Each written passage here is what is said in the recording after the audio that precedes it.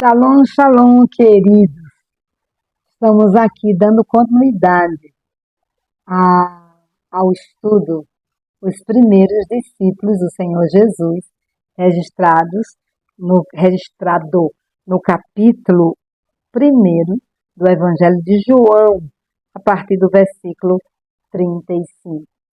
Se você não teve oportunidade de assistir essa primeira aula, você volta lá no YouTube e assista, tá bom?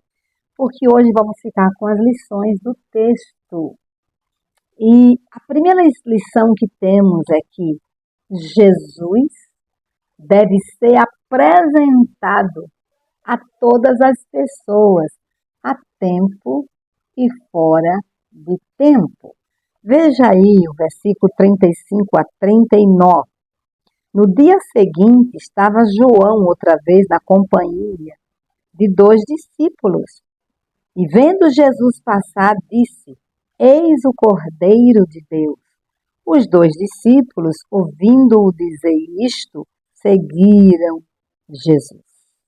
E Jesus, voltando-se e vendo que o seguiam, disse-lhe: Que buscais? Disseram-lhe: Rabi, que quer dizer mestre, onde assistes? Respondeu-lhes: Vinde e vede. Foram, pois, e viram onde Jesus estava morando, e ficaram com ele aquele dia, sendo mais ou menos a hora 10ª. Então vejam, queridos, qual foi, querido, a ordem de Jesus aos seus discípulos depois da sua ressurreição? Ele nos comissionou como discípulos a irmos ao mundo fazer discípulos a todas as nações.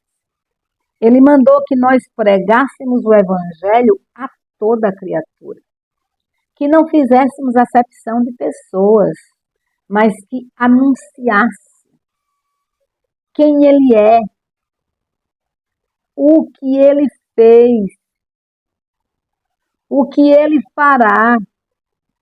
Então, nós temos a obrigação de apresentar a todas as pessoas o Evangelho do Senhor Jesus Cristo, que é o poder de Deus para a salvação de todo aquele que nele crê.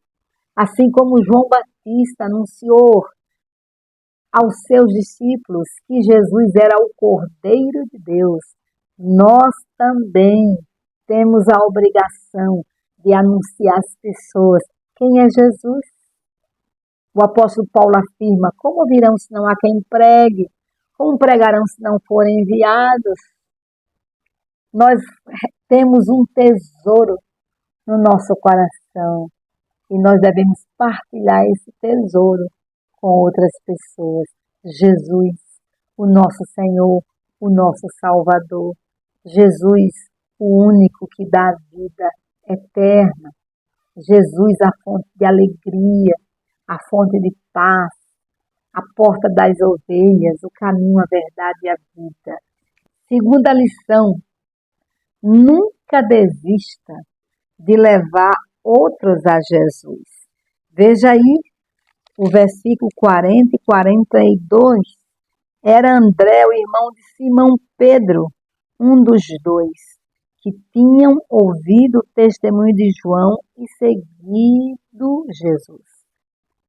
Ele achou primeiro o seu próprio irmão, Simão, a quem disse: achamos o Messias, que quer dizer Cristo, e o levou a Jesus. Olhando Jesus para ele, disse: Tu és Simão, filho de João, tu serás chamado Cefas, que quer dizer Pedro. Olha que coisa maravilhosa. Veja que o que João Batista fez com André, André está fazendo e fez com seu irmão Simão. A fé, a crença na vinda do Messias era corrente na nação de Israel. E o Messias tinha chegado. O Messias estava começando o seu ministério. E João Batista anuncia esse Messias. André começa a seguir o Messias. Mas André não esconde esta mensagem para si. Ele vai à procura do seu irmão a quem ele amava. E ele traz esta mensagem de poder. E ele conduz o seu irmão Simão a Jesus. E é interessante notar que quando Jesus, conhece a Pedro, quando Pedro se aproxima de Jesus, a Bíblia diz, olhando Jesus para ele. Olha que coisa tremenda. Jesus olhou para Simão pela primeira vez. E a palavra diz, conhecimento fluiu dos lábios de Jesus. A palavra de sabedoria fluiu dos lábios de Jesus. E Jesus profetiza. Jesus faz uma declaração de fé sobre a vida de Simão, dizendo, tu és Simão, o filho de João. Tu serás chamado Cefas, Petros. Está ouvindo? Tu serás chamado Petros. E Simão, qual o significado da palavra Simão? Simão significa cana movediça. Homem inconstante. Homem carregado, levado pelas circunstâncias. E Jesus diz, você não será mais Simão cana quebrada. Eu não vim apagar o pavio que fumega. Eu não vim quebrar a cana que já está quebrada.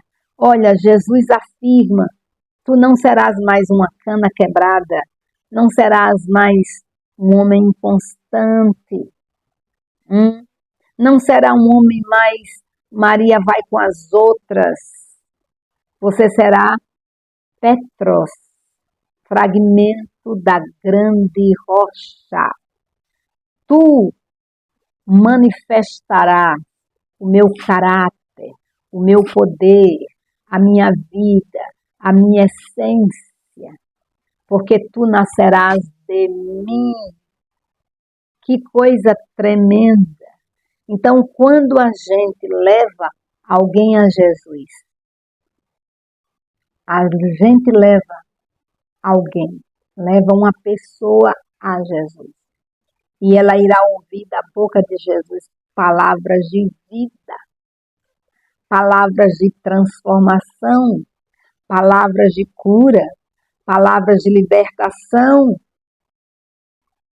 porque Jesus só tem palavras de vida para nos ministrar. Então, nós nunca devemos desistir de levar outros a Jesus. Quantas vezes ficamos frustrados, Porque pregamos, oramos, e nós não vemos os resultados que gostaríamos de ver. Isso não quer dizer que a nossa oração não está tendo efeito. Muitas vezes, a maneira de Deus ver não é como nós estamos vendo. Nós vemos a nossa denominação, nós vemos a nossa igreja local, e nós gostaríamos que todos que nós pregássemos o Evangelho viesse para a igreja local a que pertencemos. Mas Deus tem uma visão de reino, Deus tem uma visão de corpo. E muitas vezes eu e você vamos pregar o Evangelho, aquela pessoa vai receber o Evangelho, mas não vai ficar no aprisco a que nós estamos. Deus vai conduzir a outro aprisco e devemos ficar felizes porque tal pessoa está plantada no corpo de Cristo, está envolvida no reino de Deus. Então nunca devemos desistir. Tem umas pessoas difíceis, Não desistamos. Lembremos do milagre que Jesus fez, a grande pescaria. Veja, Pedro e os seus amigos tinham pescado a noite inteira e nem um único peixe eles pegaram. Já era meio-dia, Jesus manda retornar ao mar e Pedro afirma categoricamente: olha, eu só estou indo porque o Senhor está mandando. Eu só vou lançar as redes porque o Senhor está ordenando.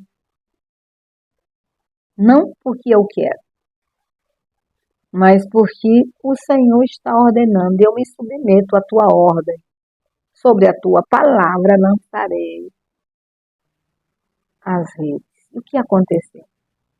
Imagine vocês, meio-dia. Pergunta a algum pescador se tem peixe meio-dia. Não tem. Mas quem manda no mar, na Galileia? Jesus. Quem dá ordem a cada peixe entrar na rede? Jesus. Então, queridos, quando Jesus dá ordem, o peixe vem para a rede. Não perca essa visão. É Jesus quem afirma que todo aquele que o Pai o enviar, ele não lançará fora. Então, se o nosso Deus der o comando, a pessoa virá a Jesus. Amém? O nosso papel é nunca desistir de levar outros a Jesus. Nós temos que ser semelhante a Filipe. Levou seu irmão André a Jesus. E olha que Pedro não era uma pecinha fácil, era uma pessoa difícil. Mas André não desistiu. Ele levou seu irmão a Jesus. Nós também estamos aqui para levar outros a Jesus. Não desistir de evangelizar, não desistir de anunciar, não desistir de orar, não desistir de investir. Porque essa palavra que nós pregamos é poderosa. E esta palavra é semente viva. E quando ela cai na terra, ela germina. Terceira lição. Não existe uma forma única de levar pessoas a Jesus. E sim várias formas. Use-as. Olha aqui, versículo 43 a 46. No dia imediato, resolveu Jesus partir para a Galileia e encontrou a Filipe, a quem disse: segue-me. Ora, Filipe era de Betsaida, cidade de André e de Pedro. Filipe encontrou a Natanael e disse-lhe: achamos aquele de quem Moisés escreveu na lei e a quem se referiram os profetas, Jesus o Nazareno, filho de José. Que maravilha! Perguntou-lhe Natanael: de Nazaré pode sair alguma coisa boa? Respondeu-lhe Filipe: vem ver, que beleza. Veja, queridos, que Jesus encontrou Filipe e Jesus convidou Filipe a segui-lo. E a Bíblia afirma que imediatamente Filipe seguiu a Jesus. Filipe creu em Jesus. Filipe decidiu ser seguidor de Jesus. Agora, quando Filipe encontra Natanael, ele fica calado? Não, ele não fica calado. Ele também vai proclamar que ele, Pedro e André acharam a Jesus. Achamos a Jesus. Achamos aquele de quem Moisés escreveu na lei. Eles conheciam o Pentateuco. Eles sabiam que os profetas falaram a respeito de Jesus, o Cordeiro de Deus que tira o pecado do mundo. Então, Filipe, quando vai falar de Jesus, ele reporta aos profetas do Antigo Testamento. E ele também vai dizer que Jesus é o Nazareno e vai afirmar que ele é filho de José. Então, quando Natanael ouve dizer que Jesus é de Nazaré, aí o preconceito, o barrismo que estava no coração, né, na mente de Natanael, porque a Galileia é chamada Galileia dos Gentios, é Galileia das Nações, né? E Natanael não tem uma mente aberta para o povo estrangeiro, ele não tem uma visão correta a respeito dos da Galileia. Então ele pergunta, da Galileia pode sair alguma coisa boa? É como no Nordeste, do Nordeste pode sair alguma coisa boa, sai gente, sai. Sai coisa boa do Nordeste, sim. Só sai, como sai coisa boa de todas as regiões do Brasil. Porque em todas as regiões há coisas boas, há coisas ruins. O que não pode haver no nosso coração, na nossa mente, é um preconceito, um barrismo que menospreza uma região e exalta outra região. Então percebam vocês que Filipe, ele tem uma maneira de falar a respeito de Jesus. E ele falou. E ele disse, já que você está em dúvida, vem ter. Vem e você vai ver quem é Jesus. Comprove quem é Jesus. Conheça a Jesus e tire as suas conclusões. Então, que forma você usa para falar de Jesus? Hein? O importante é que você deve usar essa forma na dependência do Espírito Santo. Amém? Porque Deus vai usar você como você é.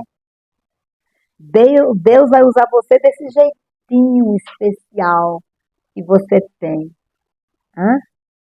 E quando ele faz isso, há o quê? Há resultados. Tem muitas pessoas que se aproximam para falar de Jesus a outros, usando conversas do dia a dia, ou se utilizando de um plano de salvação, de um folheto, de um versículo, de uma conversa informal. Não importa o método que você usa ou a forma que você usa, contanto que você use na dependência do Espírito Santo. Porque quando há dependência do Espírito Santo, há resultado. Amém? Quarto, use a Bíblia para apresentar Jesus. Veja versículo 45. Filipe encontrou a Natanael e disse-lhe, achamos aquele de quem Moisés escreveu na lei e a quem se referiram os profetas, Jesus, o Nazareno, filho de José. Eu creio que essa é a melhor forma de nós apresentarmos a Jesus. Né? Aí você vai perguntar, mas pastora, muitas pessoas não acreditam na Bíblia. Mas a palavra é martelo que esmiuça a penha. A palavra é espada afiada de 2 gumes. A palavra tem o poder de dividir juntas e medulas, alma e espírito, e discernir os pensamentos e intenções do coração. A palavra de Deus é a verdade. Ela é água que lava. Ela é leite que alimenta. Ela é luz para os nossos caminhos.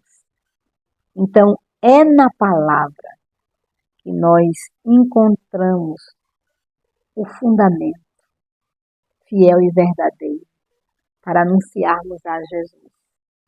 Então, use a sua Bíblia para apresentar Jesus. Mostre o que está escrito, leia o que está escrito, proclame sem medo, porque esta palavra é a verdade, e conhecereis a verdade, e a verdade vos libertará. Então vamos ficar hoje com essas 4 lições. e retornaremos na próxima aula. E eu oro para que o Espírito de Deus levante a sua vida como uma testemunha autêntica de Jesus. E você, como Filipe, possa apresentar Cristo a Natanael. Como André possa apresentar o Evangelho a Pedro. Então apresente na sua família o Evangelho. Apresente aos seus amigos o Evangelho. Apresente aos seus colegas o Evangelho. Deus te abençoe.